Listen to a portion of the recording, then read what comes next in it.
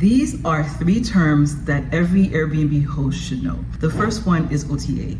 OTA is an online travel agency. We all use them. Kayak, Booking.com, Expedia, Travelocity, Hotwire. A lot of Airbnb hosts don't know that they can list their listings on these OTAs. This way they don't have to depend only on Airbnb and deal with all that competition. The second term is blackout date.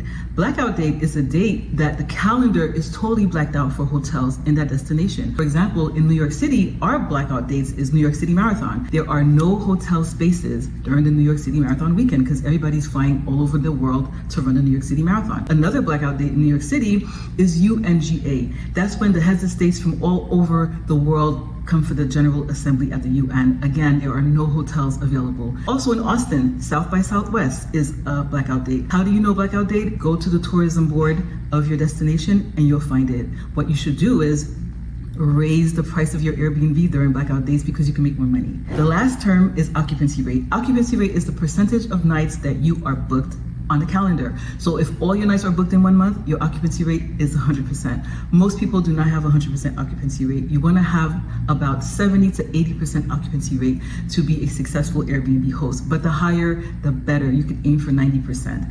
Follow me to learn how to start a successful Airbnb business.